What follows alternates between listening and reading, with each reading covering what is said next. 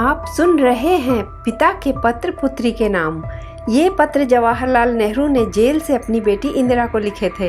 इन पत्रों का हिंदी अनुवाद किया है हिंदी के अग्रणी साहित्यकार मुंशी प्रेमचंद ने और प्रस्तुत करता है गिरिबाला जोशी। पिछले पत्र में हमने जाना कैसे एक कबीले का सरगना अपने हाथ में ताकत बटोर लेता था और वंशवाद शुरू करता था। आज के पत्र में नेहरू बता रहे हैं कि कैसे सरगना राजा बन गए। पत्र संख्या 17।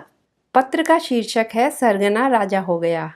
बूढ़े सरगना ने हमारा बहुत सा वक्त ले लिया, लेकिन हम उससे जल्दी ही फुर्सत पा जाएंगे, या यूँ कहो उसका नाम कुछ और हो जाएगा। मैंने तुम्हें ये बतलाने का वायदा किया था कि राजा कैसे हुए और वो कौन थे, और राजाओं का हाल समझने के लिए पुराने ज़माने के सरगनों का जिक्र जरूरी था। तुमने जान लिया होगा कि यह सरगना बात को राजा और महाराजा बन बैठे। पहले वो अपनी जाति का अगुआ होता था।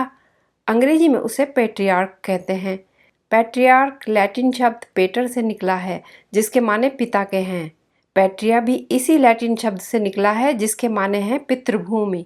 फ्रांसीसी में उसे पात्री कहते हैं। संस्कृत और हिंदी में हम अपने मुल्क को मातृभूमि कहते हैं। तुम्हें कौन पसंद है? जब सरगना की जगह मौरूसी हो गई या बाप के बाद बेटे को मिलने लगी, तो उसमें और राजा में कोई फर्क नहीं रहा। वही राजा बन बैठा और राजा के दिमाग में ये बात समा गई कि मुल्क की सब चीज़ें मेरी ही हैं। उसने अपने को सारा मुल्क समझ लिया। एक मशहूर फ्रांसीसी बादशाह ने एक मर्तबा कहा था, मैं ही राज्य हूँ।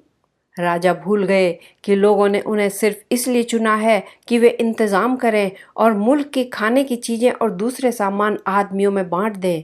वे ये भी भूल गए वे सिर्फ इसलिए चुने जाते थे कि वो उस जाति या मुल्क में सबसे होशियार और तजर्बेकार समझे जाते थे।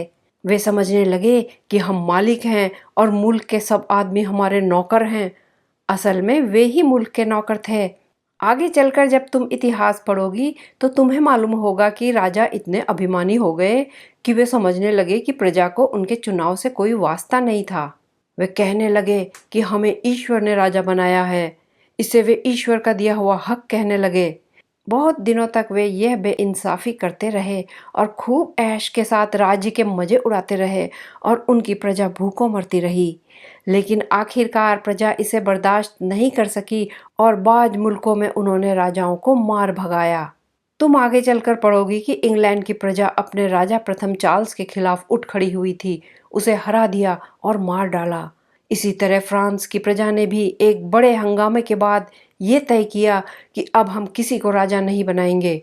तुम्हें याद होगा कि हम फ्रांस के कॉन्सियर्जरी कैद खाने को देखने गए थे। क्या तुम हमारे साथ थी? इसी कैद खाने में फ्रांस का राजा और उसकी रानी मरी आंतवानेट और दूसरे लोग रखे गए थे। तुम रूस की राज्य क्रांति का हाल भी पढ़ोगी, जब रूस की प्रजा ने कई साल हुए अपने राजा को निकाल बाहर किया, जिसे जार कहते थे। इससे मालूम होता है कि राजाओं के बुरे दिन आ गए हैं और अब बहुत से मुल्कों में राजा हैं ही नहीं।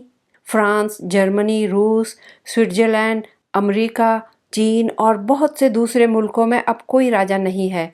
वहाँ पंचायती राज है, जिसका मतलब है कि प्रजा समय समय पर अपने हाकिम और अगुआ चुन लेती है और उसकी जगह मौरूसी नहीं होती। तुम्हें मालूम है कि इंग्लैंड में अभी तक राजा है, लेकिन उसे कोई अधिकार नहीं है। वो कुछ कर नहीं सकता। सब इख्तियार पार्लियामेंट के हाथ में है, जिसमें प्रजा के चुने हुए अगुआ बैठते हैं। तुम्हें याद होगा कि तुमने लंदन में पार्लियामेंट देखी थी।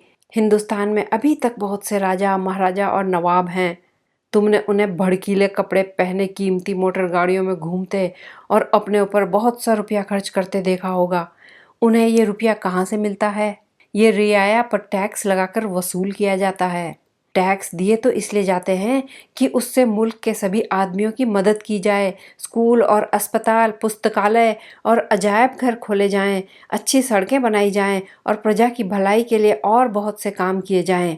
लेकिन हमारे राजा महाराजा उसी फ्रांसीसी बादशाह की तरह अब भी यही समझते हैं कि हम ही राज्य हैं और प्रजा का रुपया अपने ऐश में उड़ाते हैं। वे तो इतनी शान से रहते हैं और उनकी प्रजा जो पसीना बहाकर उन्हें रुपया देती है, भूखों मरती है और उनके बच्चों के पढ़ने के लिए मदरसे भी नहीं होते। इन शब्दों के साथ ये पत्र समाप्त होता है। अगले पत्र में हम आरंभिक सभ्यताओं के बारे में जानेंगे। इस चैनल पर आपको नेहरू जी से संबंधित हर तरह की जानकारी मिलेगी। आप मेरे वीडियोस को लाइक करके तथ्यपरक ऐतिहासिक जानकारी ज़्यादा लोगों तक पहुंचा सकते हैं। गिरिबाला जोशी को दीजिए इजाज़त। नमस्कार।